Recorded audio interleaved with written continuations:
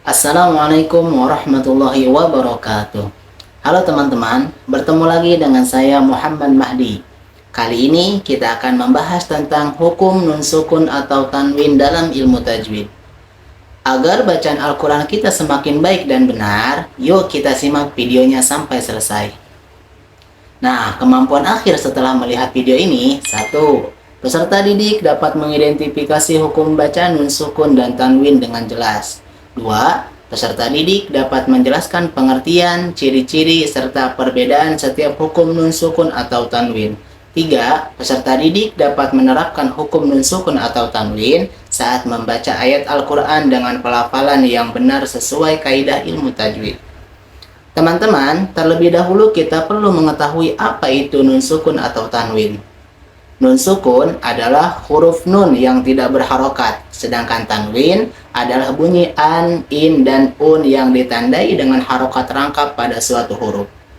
Hukum nun sukun atau tanwin dibagi menjadi 4, yaitu izhar halki, idgham, iqlab, dan ikhfa hakiki.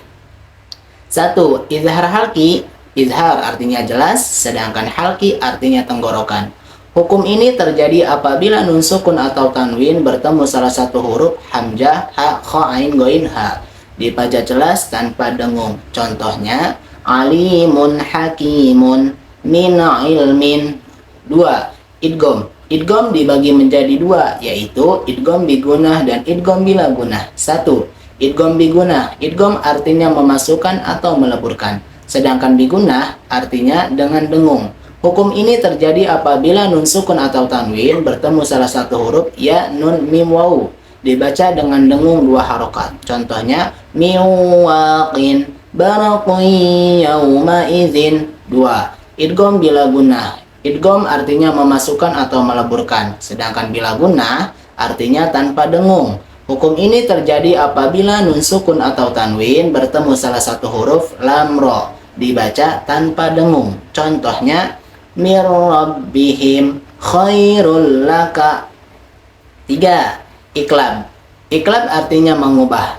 Hukum ini terjadi apabila nun sukun atau tanwin bertemu huruf ba, sehingga bunyi nun berubah menjadi mim dan dibaca dengung 2 harokat. Hurufnya hanya 1, yaitu ba. Contoh mim ba'di sami'un basirun. 4. Ikhfa hakiki. Ikhfa artinya menyamarkan. Hukum ini terjadi apabila nun sukun atau tanwin bertemu salah satu huruf ta, sa, jim, dal, zal, zai, sin, shin, sod, don, ta, za, fa, qaf, kaf, maka dibacanya disamarkan dengan dengung 2 harokat. Contohnya anta madassaha. Pentingnya mempelajari ilmu tajwid, teman-teman. Mempelajari tajwid sangat penting agar kita dapat membaca Al-Quran dengan benar sesuai aturan yang telah ditetapkan. Tajwid membantu kita melafalkan setiap huruf dengan tepat, menjaga keaslian bacaan, serta menghindari kesalahan yang dapat mengubah makna ayat.